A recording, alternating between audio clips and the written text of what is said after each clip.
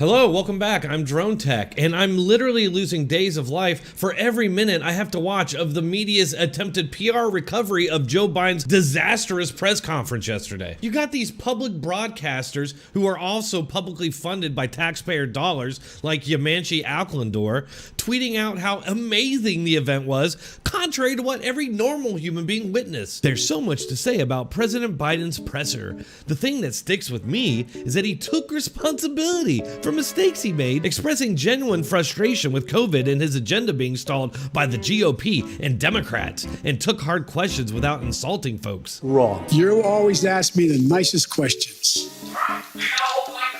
I know you do. All right.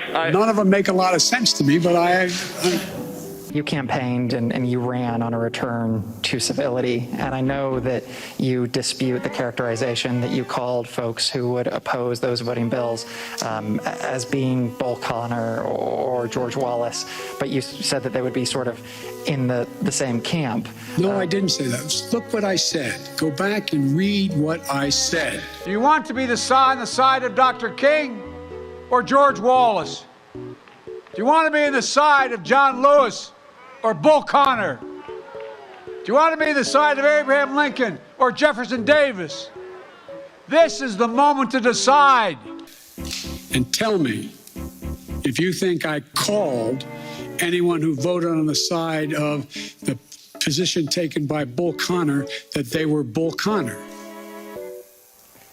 And that is an interesting reading of English. I assume you got in the journalism because you like to write. Biden talked foreign policy and didn't lash out at reporters. Quite the change. He took hard questions without insulting folks. And that is an interesting reading of English. I assume you got in the journalism because you like to write. And he did not take responsibility for his mistakes. He deflected on everything. You even admitted in your tweet that he blamed the GOP for his failures. There is no way to get out of Afghanistan after 20 years easily. Not possible, no matter when you did it.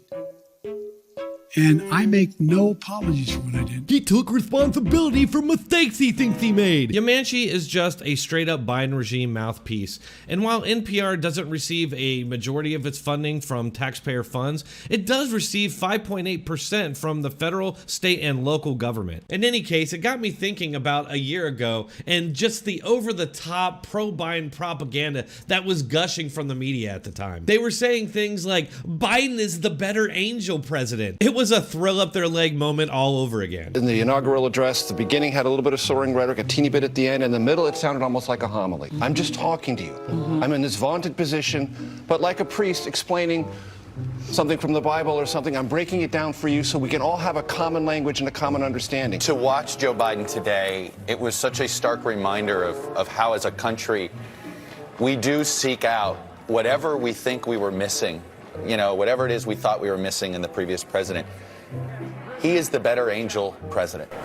Today's inauguration felt more like a church service, right? I thought from Joe Biden today, certainly he was commander-in-chief, but he was also papa-in-chief. And this was about taking truth and reclaiming facts, George. Mark Updegrove, presidential historian. We must not be enemies. We must not make friends of our enemies, as John Carl was just talking about. Echoes of Abe Lincoln. Contrast on display tonight was so stark. I mean, those lights that are just shooting out from the Lincoln Memorial along the reflecting pool, it's like almost extensions of Joe Biden's arms embracing America. Do you want to be on the side of Dr. King or George Wallace? Do you want to be on the side of John Lewis or Bull Connor? Do you want to be on the side of Abraham Lincoln or Jefferson Davis? This is the moment to decide. No, I didn't say that. Look what I said. Go back and read what I said.